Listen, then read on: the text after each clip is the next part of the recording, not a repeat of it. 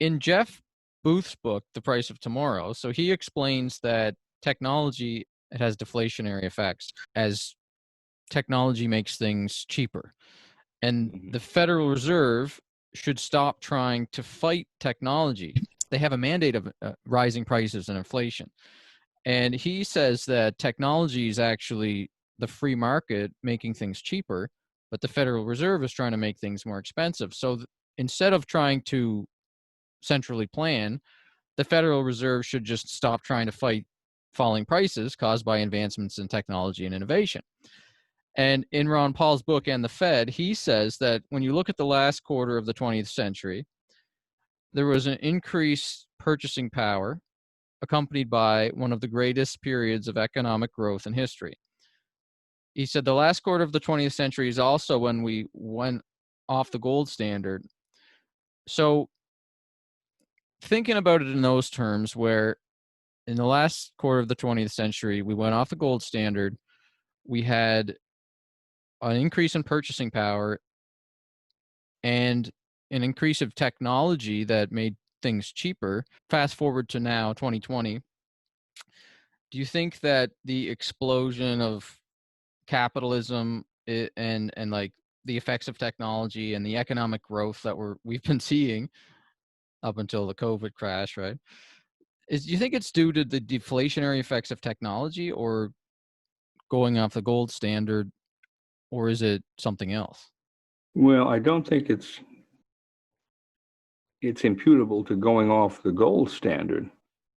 Because that's what some critics will say. They'll say, because when you bring up say like people that are progressive politics or they're on the left, really hard left, like they're advocating modern monetary theory or UBI or something like that, and you say, well, we should move back to like an Austrian style hard money system that's constrains the power of government to redistribute wealth so willy-nilly.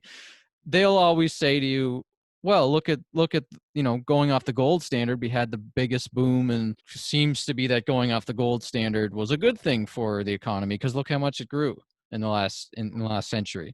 Well, yeah, but there's a difference between real terms and monetary terms. Prices can increase in monetary terms, but they're not increasing in real terms. All right. You go back to the turn of the 20th century, and the Austrians will point out what was happening. You had, I hate to use the word deflationary. It wasn't deflation, it was appreciation. It was appreciation of gold and silver currency. And what was this doing? This was raising the real value of workers' income without the workers necessarily doing anything about it. Simultaneously, there was an increase in technology, which was also raising the real value of workers' income in the sense that they could get better products at cheaper cost, all right? And this was a period in which there was the only inflation in the system. This was before the Federal Reserve. The only inflation in the system was more gold and silver that was being coined, and that was a limited amount because the market controlled it. And the amount of currency that could be put out by the national banks, and this was limited by the amount of debt that the Treasury was willing to incur, which was low because there was an anti-debt policy following the Civil War before World War I. So you had a terrific increase in the relative wealth of the United States versus Europe. And this was the takeoff point for the United States becoming a dominant economic power in the world. What would happen today? Now, today, the technological advances would be what, order of magnitude or more greater than they were at the turn of the 20th century? Right. I mean, you I would whatever say number you want. It's a large number. Yeah. All right. The gold and silver economy would be still constrained. I guess we have more gold and silver now than we had then, but the increase in gold and silver would still be constrained by the costs of mining, refining, and minting, and so forth and so on. So you'd have an appreciation in the value of the coinage of the money system, and you'd have an increase in technological development. And therefore, those people in the lower half of the economy whose standard of living was dependent upon wages or returns from investment in productive companies, it would be going up, right? I'd imagine. That seems like the logical conclusion of this. And it would be going up at a faster rate than it was going up at the turn of the 20th century, simply because technology is advancing that much more quickly. If you make the assumption that technology is one of the drivers of this, all right, which I'm willing to accept, having been a scientist for many years. So I would look at this and say, all right, so there's another advantage of going to the gold and silver system. Not only do we constrain the government, stop the government from wasting, stop the government from engaging in unconstitutional actions through bribery, but we influence the ability of the market system to increase the well-being of the lower half or the lower 2/3 of the economy, and probably more than anything else, the lower 10 or 15% of the economy. Right? Those people whose incomes, whose wealth is entirely dependent upon wages. They have nothing else. They have no investments. Mm-hmm. Right? Their welfare is dependent on how much money do I get per week, how much money do I get per month, right? And what those people would want to see is appreciating value of the money they get and increasing technological advances so that the money that they get can buy more advanced and better products. And that's why the union movement in this country, before it went socialist, when it was people like Samuel Gompers who were leading it, the AFL, the original AFL, the union movement, if you read their literature at the turn of the 20th century, late 1800s and into the early 20th century, they were perhaps the biggest proponents of a sound currency system, a gold and silver currency system, because they understood that. They understood that the average working man was dependent for his welfare upon stable money, and even better, appreciating money. They didn't want inflationary economic policies because this worked directly to their disadvantage. You look at the union movement today, well, of course, a lot of the union movement is tied up in the public sector, so they're feeding off the whole government rip-off monetary system. But you look at the union movement in the private sector, and these people have no conception of why the Federal Reserve is actually working against their best interests, or the best interests of at least the union members that they supposedly represent, that the big union operations supposedly represent. But you read the AFL publications in the late 1800s, early 1900s, they understood it very, very, I mean, those are sophisticated articles you'll read in those union newspapers. These people understood perfectly well what money was all about and what it meant to them. So I would say today, if one wanted to have a political movement that would amalgamate the quote unquote toiling masses, as the Marxists like to say, on behalf of a sound economy, limited government, maximum freedom, gold and silver coinage is what we want. So we have all those things going for us. We have that technology and money. We have the technology in advancing product development, purchasing power, and wages. This is the unique time in world history we can all be put together. And what's happening? The government, the bankers, the big financiers in Wall Street or wherever they're hiding out, they're all against this. Why? Because it's against their economic interest to do this. I mean, in this sense, Marx was right. The big capitalists do not want to share their wealth with the toiling masses. And the only way the toiling masses are ever going to get control of this system is to go back to a sound monetary system that controls two things, the government and the big corporations. Because the big corporations will no longer be able to use the banks to get bailouts and all the rest of these financial manipulations that keep their heads above water when the financial system fails us in one way or another. Well, one of the other things, and by the way, that's a really good defense of sound money in a modern world that's seeing, in, like you said, orders of magnitudes of increase in technology, which has the deflationary effects of falling prices, I guess. The other argument of that is that we've gone so far that automation has made it that big sectors of the economy are going to be automated away, and that's going to cause a lot of unemployment. So I try to think about it not just from the Austrian point of view, but also from like the humanitarian point of view. And that's something that I wonder if you've thought that there could be some kind of mix between like some sort of fractional system, because you hear this a lot from proponents of universal basic income and stuff who talk about also the destructive effects of technology destroying like the entire trucking industry or something, say. And for a long time I resisted it and said, well, just let the free market handle it. But then I started to think that they may have a point, that it would just be chaos if half of the country was unemployed. There would be riots like all the time, and it would be just chaos in the streets, and there would be class wars, and it would get pretty bad if there was so much unemployment. So obviously the fractional reserve banking system that we've seen over the last 100 years we've been on a 100-year bull run in the stock market. Asset prices have bubbled up and continued to grow because of what you said earlier, which is the value of the dollar has dropped so much. So it appears that we've been growing, but we're actually shrinking in actual purchasing power of goods and services. And fractional reserve banking has the Cantillon effect and increases the wealth gap, and the distribution of wealth has just gotten worse and worse with fractional reserve banking.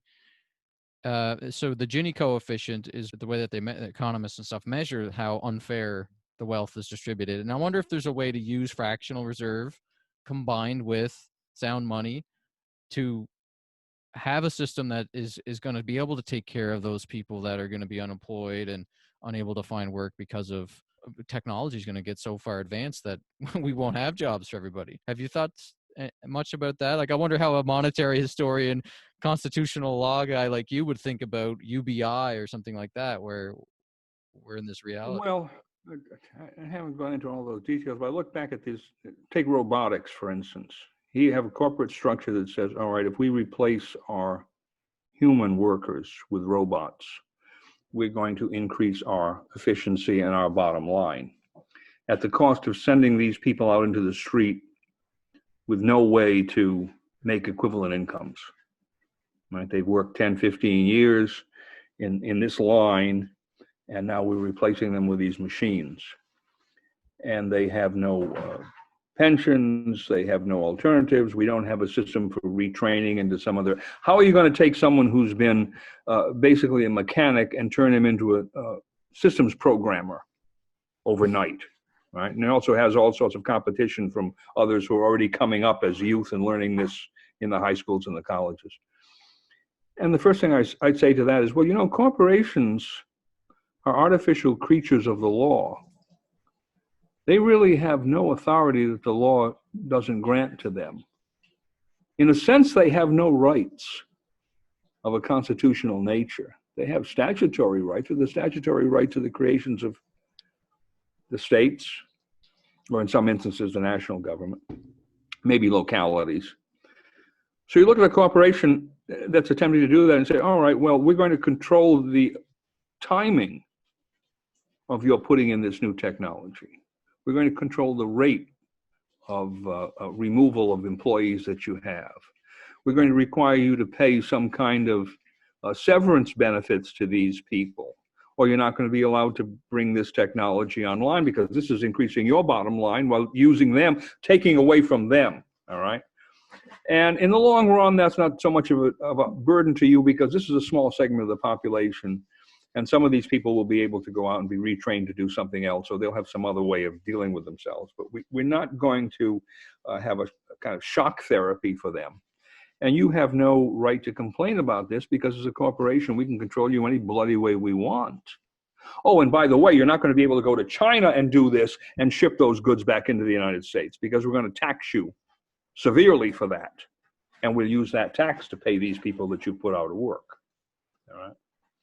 Now, I wouldn't even call that socialistic because it isn't socialistic. It's not the government taking over the area of production itself.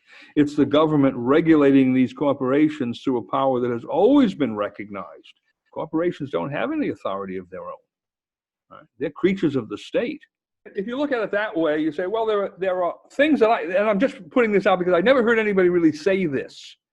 They take the position that, oh, well, the corporation can put this in, this is much more efficient, and to hell and high water with these people that they're going to fire. Let them become computer programmers. Let them become, pilots, plane pilots. 45, 50 years old, you're not going to become a computer programmer. You're not going to become something else at a high level of technology where you're getting the same level of income. Right? That's not going to happen. So we're looking here. I love to come back to Marx, because Marx has been, Marx never said anything that was original. And how does this go? What Marx said that was original was not right, and what Marx said was right was not original, right? But in this sense, there's something true about the corporate structure, the high bourgeoisie, exploiting the masses. Mm-hmm. And here we have the classic example of it. They're coming in and saying, oh, we have all this wonderful technology, and we're going to put this in and take you people, and we're going to throw you on the dustbin of history. And we don't care what happens to you. Right? Somehow or other, the welfare system is going to take care of you or whatever. We don't care what happens to you. Oh, and in fact, by the way, we're going to send some of these jobs over to China, and we'll actually expropriate the average Chinese too, because they're going to have robots working there as well. And one has to look at this and say, wait a minute. That's not really the free market, my friend, because a corporation is not really a free market enterprise. A partnership is, an individual corporation, an individual business is. A corporation is a creature of the state. I remember in your video, What is Constitutional Money, you talked about that, like, through history, governments always get involved in the money because they want to do redistribution of wealth. And it sounds like you're not saying the concept of redistribution of wealth by itself is bad. I like what you just said. It makes sense to me. It makes sense that there should be a solution there should be some sort of social safety net for people who are going to be out of work for no fault of their own. And like you said, they got automated out of a job and there's nothing for them. So is it like some sort of redistribution of wealth is okay? As long as the government's not stealing it from you, or like, how do you look at it like that? Well, it depends. I suppose it depends upon how you define redistribution of wealth. I mean, if you're coming along and saying we're giving a special legal privilege to a particular organization that we have created, the structure which we have created, this is how you're supposed to operate. Are we redistributing any wealth there at all? Well, they didn't exist before before they created their corporate charter. They're operating under these restrictions to begin with. Taxation, is that redistribution of wealth? Or we tax some people to give to the military-industrial complex because we need soldiers and tanks? I guess that's a form of redistribution of wealth. You can think of all sorts of situations along those lines, which I would hope most people would not criticize as being outside the power of even a quote-unquote limited government. Constitution provides for many of those. Now, of course, it comes into the situation where the problem arises is these corporations already have a charter that's been granted. They're already operating in a certain way. Can you come into that system and say, oh no, we're going to change the terms of this so that if you begin taking these kinds of actions, then these restrictions are going to apply to you? And all I'm saying is, well, as we said before, every corporate charter is subject to some provision somewhere back in the corporate statute that says we, the legislature, can change this thing any way we want at any point in time. Right? We can't unmake contracts you've already entered into, and so there's certain things we can't do, but we can constrain you and regulate you in some new way without your claiming that your corporate charter is somehow being violated on a constitutional level. I think that all I'm suggesting is this is something that has to be looked into, because what's the alternative? Well, the alternative you're suggesting on the other side is, oh, we use the Federal Reserve to expand the money supply and to provide monetary assets in the form of some kind of bailout, guaranteed annual income or whatever, to these people who have been made surplus by the corporations, which are now increasing their profits as a result of making these people surplus. And in doing that, we'll be undermining the stability of the whole monetary system, number one, because we're increasing the supply indefinitely. And number two, we're creating this class of people over here. What are they doing? Well, they're a kind of parasite class now. They're providing no real productive service. They're receiving money for doing nothing. They're spending that money, so they become the Keynesian consumer.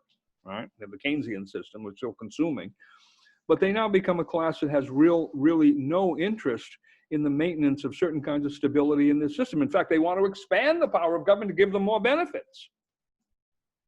Yeah, Now to we run into that. balance. We run into the problem of autocracy, right? The final collapse of democracy, when the democracy realized, when 51% of the voters realize that they can benefit themselves by looting the 49% through the government treasury. And will those people then turn around and demand further and further benefits coming from the Federal Reserve cornucopia? Why not? Yeah, there definitely seems like there has to be something in the middle. Like we can't just allow 50% of the population to be unemployed, but we also can't just MMT, modern monetary theory, to me makes no sense because it's just and it's gaining mainstream attention among economists, and you hear the Federal Reserve talking about it now. Oh, well, It seems like we're in a modern monetary theory system right now, the way they're printing, what is it, 10% of the money supply? It just inflated 10% in the last year, I think. and, I guess at least, right? If you believe their figures, right? And then, like if we had to make the choice between taking that $6 trillion and bailing out the banks and corporations, or taking $6 trillion and giving everybody in America free health care and like a basic income and stuff, I think most people are going to say, yeah, let's do the UBI, right? The problem is you can't just keep doing that, and there has to be a solution there somewhere that's kind of somewhat in the middle. Otherwise, it feels like it's going to be riots and looting and Well, lawlessness. you go back to the Industrial Revolution situation with the Luddites, right? Who threw the sabotage, right? They threw in France, I guess, they threw the wooden shoes into the textile machines or the other machines, right? Because as the machines were being brought in, a certain percentage of the workforce was being removed from employment. But technology was moving much more slowly then. So some of those people could be absorbed in some other way. They could be retrained because they didn't have to go to such a high level of education for the next step in technology. So we come back to the whole problem, what about the bloody schools in this country? All right. I mean, I used to litigate against unions all the time, and National Education Association was one of them, American Federation of Teachers, the National Education Association was the major one. Those people have destroyed American education. And you have to factor that into the situation as well. Could you take people out of certain industries now because of the addition of robotics or whatever? And there's some training mechanism that could prepare them to get some job, maybe not at the same level of income immediately, but at least to tide them over, and then they could move up. And the answer is, well, probably not, because they've destroyed the educational system as well. All of these things are coming together. Technology is moving extremely fast. The educational system is not keeping up with it. The structures that used to exist for protecting the average worker, the unions, are in bed with the politicians instead of being concerned with their own members. And I know that I've litigated with those people for years. The politicians really don't care. The big corporations don't care. Everybody expects he's going to be bailed out by the monetary cornucopia of the Federal Reserve System. And where does that lead?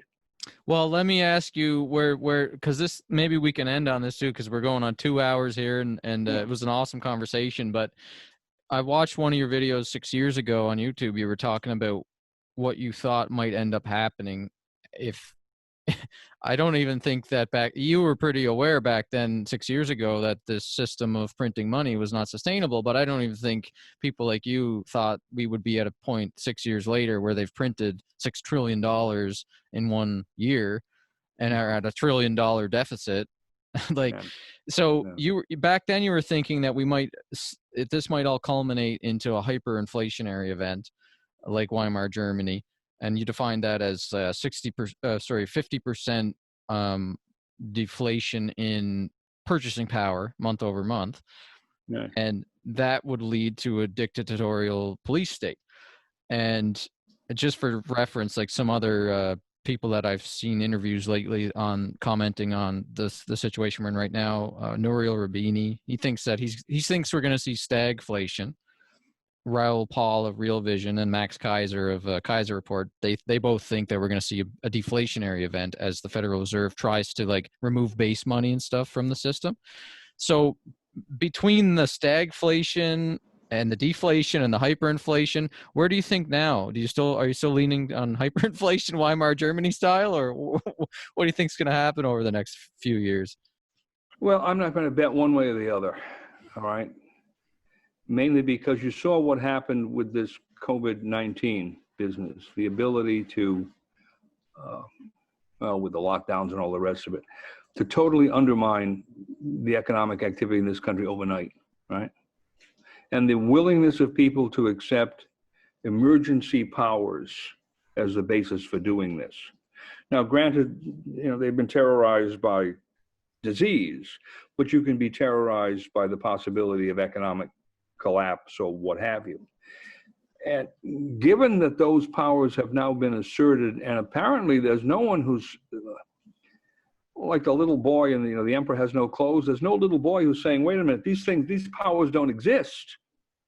They're making this up out of whole cloth. They have now asserted for themselves at every level, national level, state level, local level in some instances, the ability to control every aspect of your life because they can lock you up in your house and prevent you from leaving. All right. Well, given that kind of authority, why do you have to worry about hyperinflation? Why do you have to worry about depression as an event? Right? When something along those lines happens, these emergency powers are going to be brought into play. What did Roosevelt do? Franklin. All right. Stole everybody's gold. Well, but you look at what he did was considered radical at the time, but it wasn't really radical because there had been banking crises before where large numbers of banks failed to pay their depositors. Right? Country went through a year and a half's worth of depressionary, what they called at the time, depressionary event. Those banks were liquidated, new banks were created, whatever, the financial system stabilized, went over again. So you had those cycles from fractional reserve banking. The big cycle happens to come in 32, 33, 31, 32, 33. Roosevelt comes in now, and on the theory of emergency powers, which actually had been pushed by Wilson in World War I, on the theory of emergency powers, all of a sudden we get the changes he put in. Well, the emergency powers Roosevelt had were as nothing compared to the emergency powers that are being generated today by these state, local, and national government officials. So are we really worried about what's going to happen here? I'm more worried about whatever happens, what kind of emergency powers are going to be exercised by these politicians and what errors they're going to make. You think of the errors they've made just in dealing with this COVID-19 business. How many people did they kill by putting them into nursing homes? How many people did they kill by not allowing them to take certain kinds of treatments or forcing certain kinds of treatments on them? How many people did they kill by these lockdowns? Let's forget about all the economic consequences on top of that, right? Just look at the medical problems. You trust those people? And these were scientists in many instances who were advising the politicians. This wasn't Cuomo or Trump who was thinking this up on his own. They had some public health officials who were telling them, this is what we have to do today. Now, 2 weeks later, they told them to do the opposite, right? Well, I give you the example of the nursing homes. It was more than New York that did it. Put people infected with COVID-19 into nursing homes where you had people already with comorbidities and they were on death's door to be. My only point is, if they can't figure out something as simple as that, if they will misuse these emergency powers to deal with that situation where people's lives are on the line, yeah. What will they do if they think that the economy is going too far towards the hyperinflationary, too far towards the depressionary? The stagflation, I don't worry about. I mean, we can live with stagflation kind of indefinitely. It's going along. And stagflation is defined as zero growth with what? Rising prices? Yeah, with moderate inflation. So your food and your basic living expenses, bills go up, but like there's no growth. Going up slowly but surely. Your incomes usually are not. I mean, it seems like that would be a good thing at this point if we could just settle on stagflation. That would be probably the best of the three alternatives right now. But my point is, if this thing gets out of hand and they begin to see the hyperinflationary curve, that's when the emergency powers will come in, and who knows what the consequence of that will be. On the other side, what if they begin to see the depressionary effect coming in, bank failures and so forth and so on? That's when another set of emergency powers comes in, and they have set the stage now with the COVID-19 situation for claiming essentially any emergency powers that they can conjure up. And the average person in this country obviously is willing to accept that, at least initially. because they accepted the lockdowns, they accepted losing their employment, in some instances losing their jobs. So that's what really interests me now. It scares me.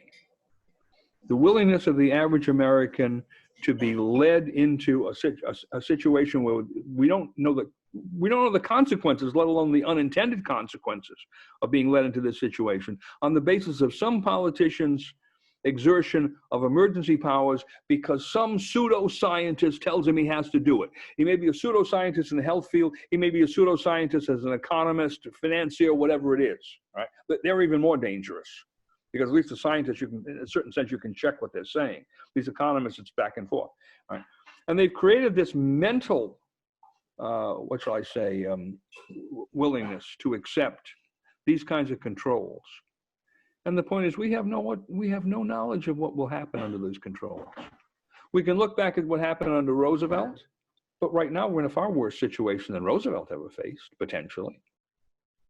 And Roosevelt wasn't able to. Roosevelt wouldn't have dared to exert these emergency powers that we have now, that every bloody governor in the country thinks he has. That's true. I never thought about it like that. Yeah, it's definitely, there's no war really. There's no mass war, the world war that we're dealing with at the moment, like they were kind of coming out of back then. So they were still in the psyche of giving up freedoms and War Measures Act, like you said, war powers. This hasn't happened to us in nearly 100 years. So well, actually, nothing like this has happened to us. All I think about the lockdowns. Quarantines were always rationalized on the basis that you had to keep infected people away from others. You quarantined the infected people. You didn't quarantine the healthy people. You didn't impose house arrest on everyone in the country.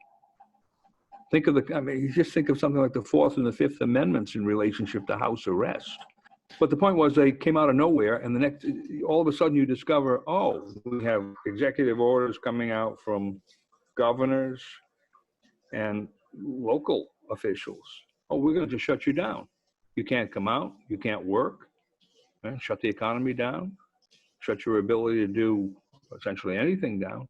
And they're still doing this. That's what I find fascinating here.